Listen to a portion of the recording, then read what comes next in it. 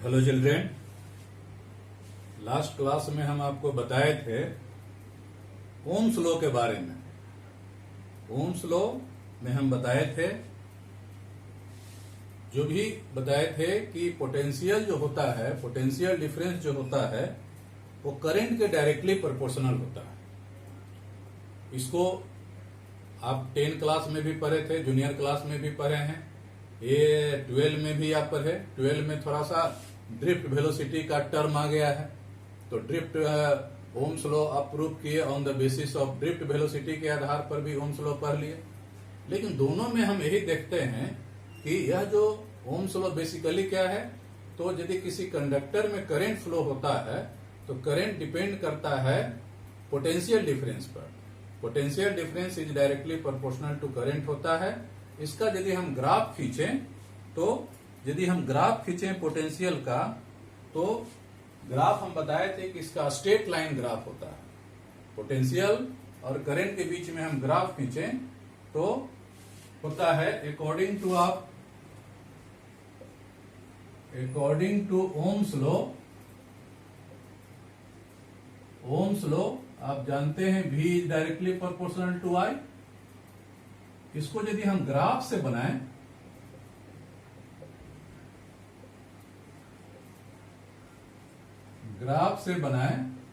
तो चूंकि directly proportional है तो इस तरह का ग्राफ बनेगा। एक्स एक्सिस पर आप ले लीजिए करंट ले लीजिए, वाई एक्सिस पर पोटेंशियल ले लीजिए, तो ये यदि सेंटर है तो इस तरह का ग्राफ बनता है, V is proportional to I। ये ग्राफ बनता है, हमको स्ट्रेट लाइन ग्राफ बनता है। लेकिन लास्ट क्लास में हम ये भी बताए थे कि यह जो नियम है, ओम्स लॉ है, कोई फंडामेंटल लॉ नहीं है, कोई नेचुरल लॉ नहीं है, सभी जगह ये अप्लीकेबल नहीं है। तो आज हमको पढ़ना है लिमिटेशंस, फेल्यूर। लिमिटेशन मतलब कहां पर ओम्स लॉ लागू होता है, फेल्यूर मतलब कहां पर ओम्स लॉ फेल करता है, कहां पर लागू नहीं होता है। या एक्सेप्शन का मतलब हो गया कि ओम्स लॉ का क्या एक्सेप्शन क्या है, अपवाद क्या है, सब एक ही चीज है। तो आज हम लोग देखेंगे कि ओम्स लॉ कहां कहां पर लागू नहीं होता है। लागू नहीं होता है, बाकी सभी जगह लागू होता है। तो सबसे पहला बात तो यह है, हम लोग लिखेंगे कि Ohm's law is not a fundamental law in nature. Ohm's law is not a fundamental law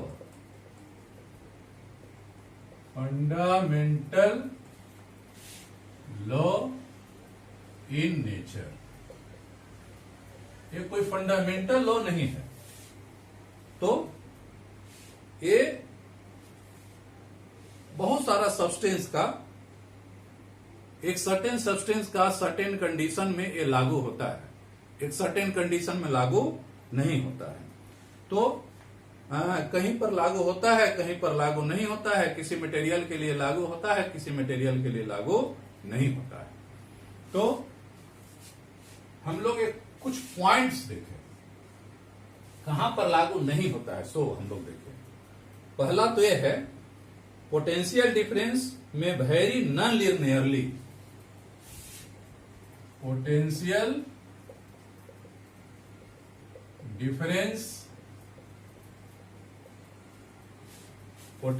difference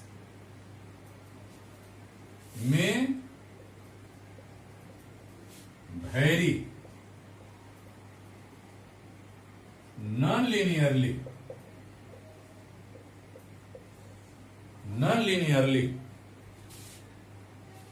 with current.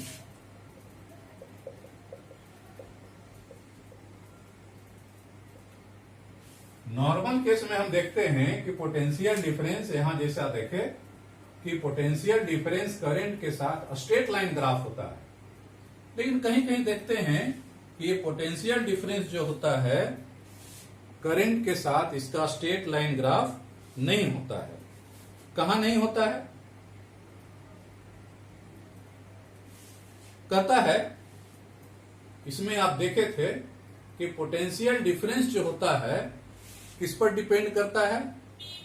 Ohm's law में एक जो टर्म आता है उसमें एक रिलैक्सेशन टाइम का टर्म आता है।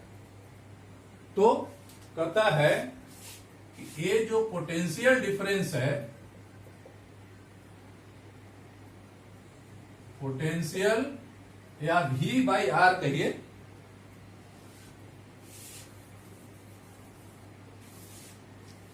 यहां ये देखते हैं V equal to R I होता है, वेयर आर क्या है? यही रेजिस्टेंस है, ये रेजिस्टेंस है। और ये क्या हम लोग मानते हैं? एक कांस्टेंट मानते हैं। कांस्टेंट कब मानते हैं? जब टेम्परेचर कांस्टेंट होता है। मतलब कह सकते हैं at constant temperature, at constant temperature the resistance of conductor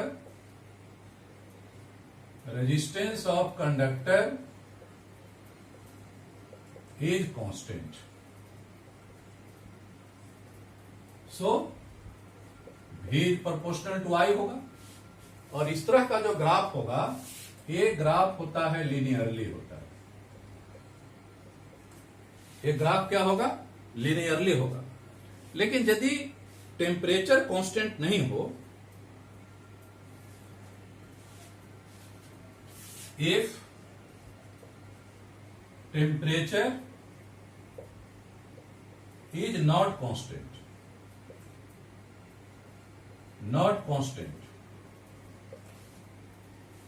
constant नहीं है, एक समान नहीं है, टेम्परेचर इज कांस्टेंट नहीं है, तो इस केस में क्या होगा?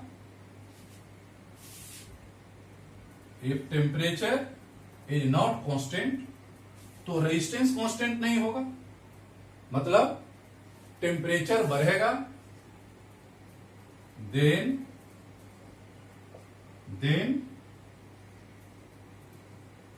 Resistance of conductor becomes vary with rise of temperature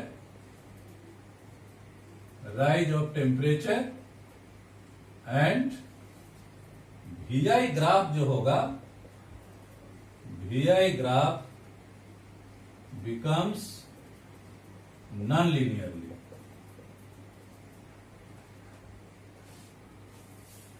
मतलब यहां जो हम ग्राफ बनाएंगे, एक कैसा ग्राफ हो जाएगा?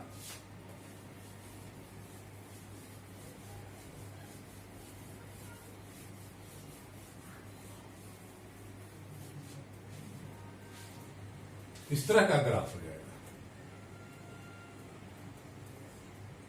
इधर यदि हम करंट ले लें,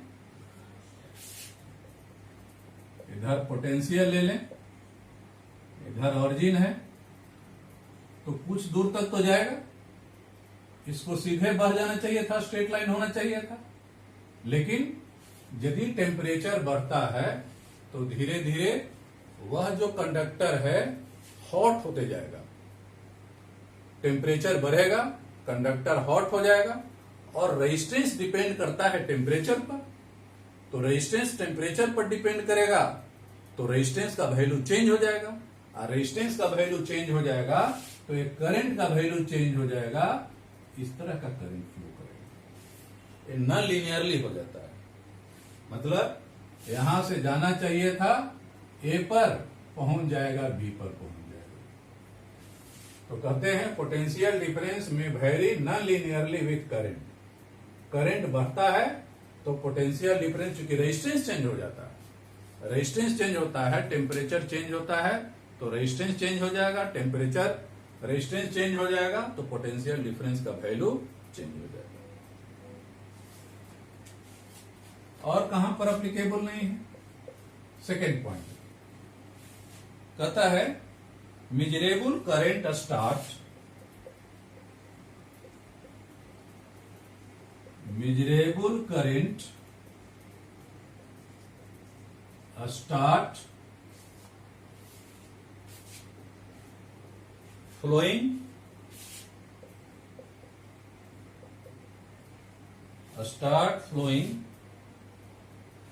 only at a particular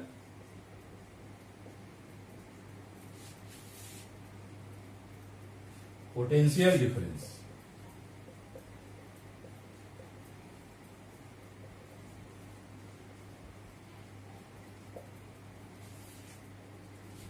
normal case में यह होता है कि दोनों जीरो से स्टार्ट होता है।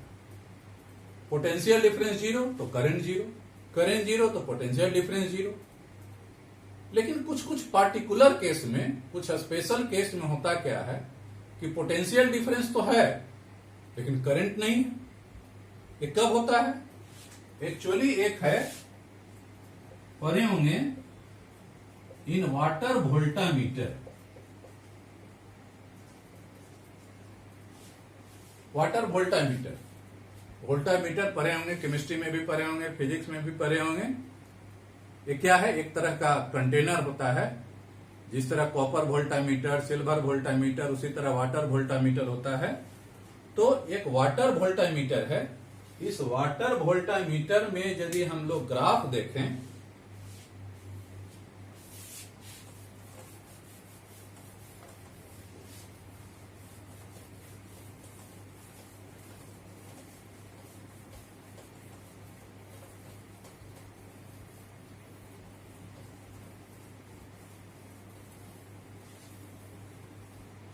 वाटर वोल्टामीटर में यदि हम लोग देखें, एक ग्राफ बनाएं, एक्स एक्सिस पर वोल्ट ले लीजिए, वाई एक्सिस पर करंट हम लोग लेंगे, तो होना यह चाहिए कि पोटेंशियल डिफरेंस जीरो है तो करंट भी जीरो। लेकिन वाटर वोल्टामीटर में स्टार्टिंग में हम लोग देते हैं तो पोटेंशियल डिफरेंस तो होता है लेकिन करंट फ्लो नहीं होता है। एक सर्टेन पोटेंशियल के बाद करंट फ्लो होता है।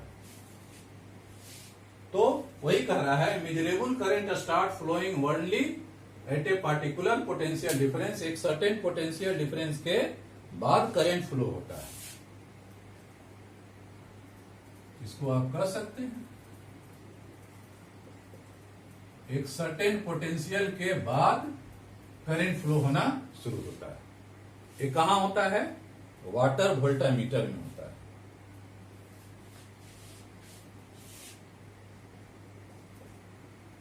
एक और पॉइंट देखिए, current voltage relationship, current voltage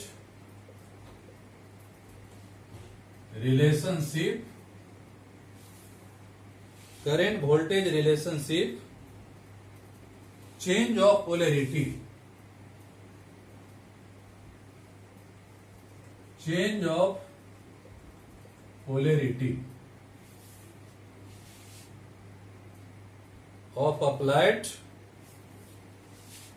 of applied potential difference।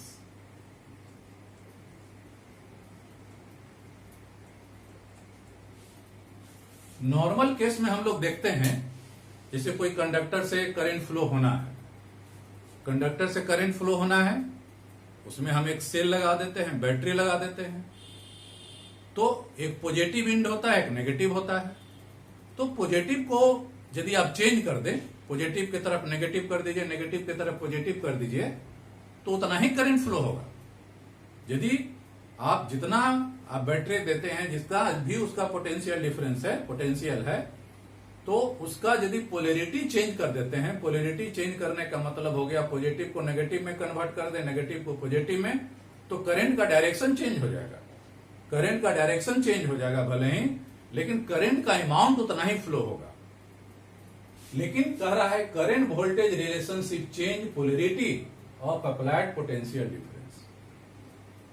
किसी किसी केस में होता क्या है कि यदि आप पोलैरिटी चेंज कर दें, तो पोलैरिटी आप चेंज कीजिएगा तो पोटेंशियल डिफरेंस देंगे तो करंट का वैल्यू चेंज हो जाता है। ये कहां होता है? सेमीकंडक्टर में होता है, इन सेमीकंडक्टर। बाद में पढ़िएगा इसको डिटेल में, इलेक्ट्रॉनिक्स बाद में जो टॉपिक है, सेमीकंडक्टर का एक टॉपिक ही है। तो सेमीकंडक्टर ड्रॉप डायोड होता है, या उसी को हम लोग रेक्टिफायर कहते हैं। तो उसमें होता क्या है कि सेमीकंडक्टर में का जो हम लोग कनेक्शन करते हैं, रेक्टिफायर का जो कनेक्शन करते हैं, दो तरह का होता है। सेमीकंडक्टर डायोड, इन सेमीकंडक्टर डायोड कहिए या इसी को रेक्टिफायर कहिए। सेमीकंडक्टर डायोड में दो तरह का होता है, कॉम्बिनेशन होता है। एक को कहते हैं फॉरवर्ड बायोस कहते हैं, एक को कहते हैं रिवर्स बायोस कहते हैं। फॉरवर्ड बायोस में क्या होता है? पॉजिटिव को पॉजिटिव से जोड़ेंगे, नेगेटिव को नेगेटिव से जोड़े, फॉरवर्ड बायोस। लेकिन यदि पॉजिटिव को नेगेटिव से जोड़ दीजिए, नेगेटिव को पॉजिटिव से जोड़ दीजिए, उसको कहा जाता है रिवर्स बायोस। तो सेमीकंडक्टर में, या इसी को पीएन जंक्शन डायोड भी कहते हैं, इसी को रेक्टिफायर भी कहते हैं, इस केस में यदि आप पोलैरिटी चेंज करते हैं, मतलब यदि आप फॉरवर्ड बायस करते हैं या रिवर्स बायस करते हैं, तो उसमें करंट का वैल्यू चेंज हो जाता है। कैसे उसका ग्राफ बनता है, जरा ग्राफ देख लीजिए।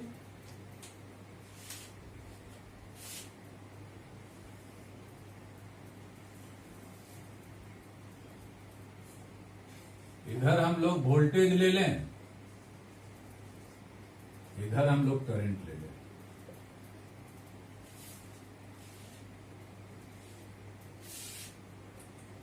इधर मान लीजिए फॉरवर्ड बायस है, और इधर मान लेते हैं कि रिवर्स बायस।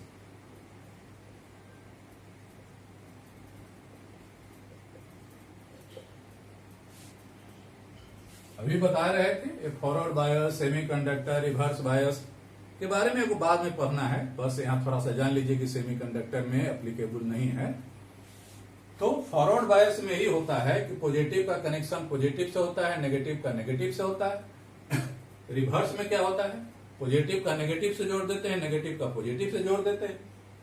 तो फॉरवर्ड बायस में कहता है इसमें जो करंट फ्लो होता है ज्यादा होता है, तेजी से होता है,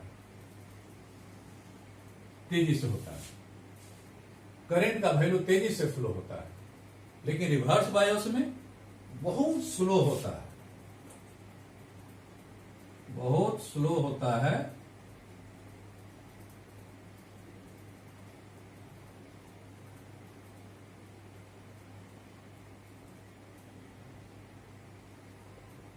बहुत स्लो होता है। तो सेमीकंडक्टर भी कह सकते हैं ओम्स लॉ को फॉलो नहीं करता है। और कौन कौन नहीं फॉलो करता है?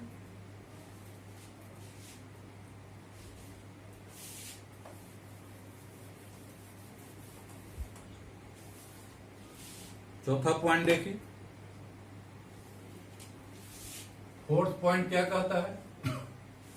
फोर्थ पॉइंट कहता है increase of current is possible, increase of current is possible, increase of current is possible with decrease in voltage, with decrease in voltage।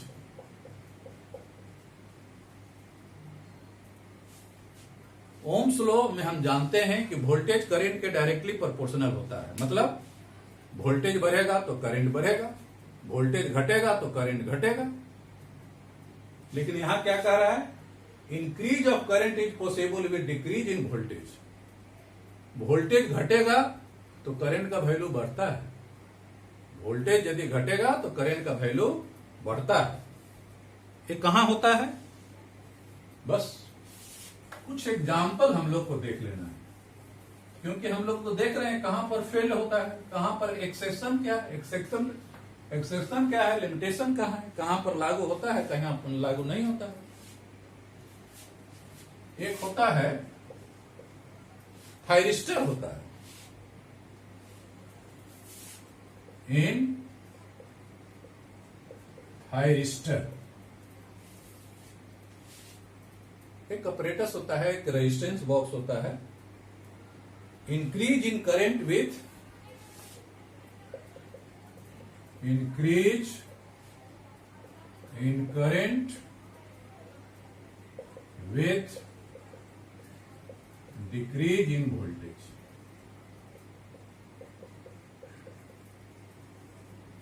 इस तरह का ग्राफ बनेगा।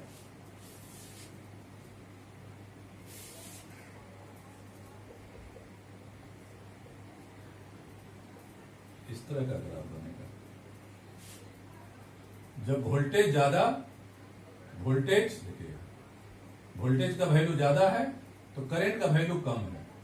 जैसे जैसे वोल्टेज घटेगा तो करंट का वैल्यू बढ़ेगा। इंक्रीज इन करंट, करंट का वैल्यू बढ़ेगा with decrease in voltage, voltage का वैल्यू घट रहा है तो करंट का वैल्यू बढ़ रहा है। ये थायरिस्टर में होता है, एक एक्सेप्शन है। एक और एक्सेप्शन देख लीजिए, decrease of current with increase in voltage, voltage बढ़ाएंगे तो करंट का वैल्यू घटेगा। ये कहां होता है? थायरिस्टर में तो आपने देखा, थायरिस्टर में देखा कि यदि वोल्टेज घटता है तो करंट का वैल्यू बढ़ता है। अब एक और देखेंगे कि यदि वोल्टेज बढ़ेगा तो करंट का वैल्यू घटेगा। ये क्या है? Decrease of current, decrease of current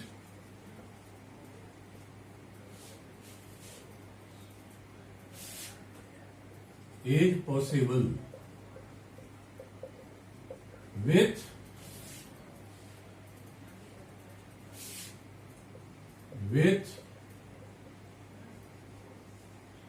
increase of voltage।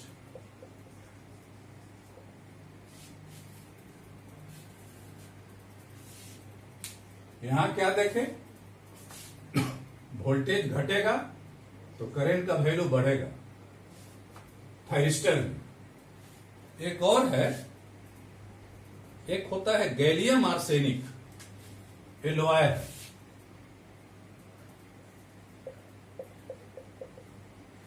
Gallium arsenic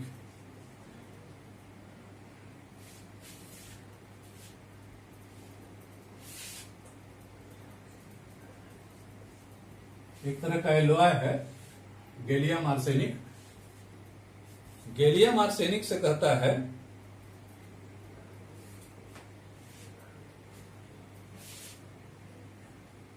current क्या होगा? ये करंट डिक्रीज करता है with increase of voltage. Gallium arsenic में यदि वोल्टेज बढ़ाइएगा तो करंट का वैल्यू घटेगा।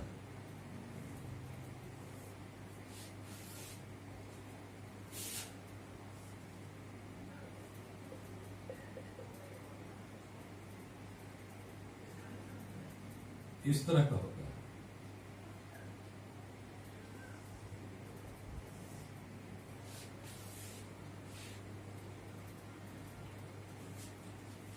शुरू